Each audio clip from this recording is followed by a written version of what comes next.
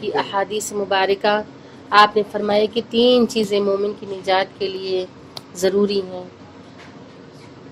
لوگوں کے بارے میں زبان روکنا یعنی کہ غیبت نہ کرنا، نمبر 2 ایسے کام کرنا جو دنیا و آخرت کے لیے مفید ہوں، اور نمبر 3 اپنے گناہوں پر زیادہ رونا۔ پھر فرمایا کہ خبردار بدکردار کی صحبت میں نہ رہو، یعنی کہ جو برے لوگ ہیں، جو بدکردار لوگ ہیں ان کے ساتھ نہ رہنا، وہ تمہیں اپنے لقمہ یا اس کے کم میں تم کو بیچ دے گا۔ اور بے وقوف کی صحبت سے بھی بچو، کیونکہ وہ جب تک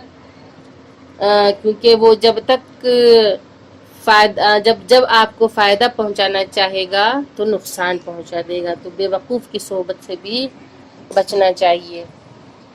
آپ نے فرمایا کہ برادر مومن کا مومن کے چہرے کی طرف نظر کرنا مودت ہے اور اسے محبت کرنا عبادت۔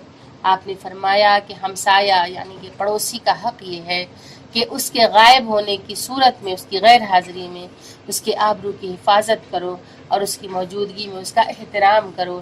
جب وہ مظلوم ہو تو اس کی مدد کرو، اس کی غیبت نہ کرو، اور اس کی کسی برائی سے آگاہ ہو تو اسے چھپا دو۔ ہر پریشانی کے وقت کسی پریشانی کے وقت اسے تنہا نہ چھوڑو، اس کی غلطیوں کو معاف کرو، اس کے ساتھ اچھا برتاؤ کرو۔ پھر امام نے فرمایا کہ گناہ سے بچو، چاہے چھوٹا ہو یا بڑا ہو، شوخی میں ہو یا واقعی طور پہ ہو، یعنی ہنسی مذاق میں بھی انسان بعض اوقات گناہ کر دیتا ہے۔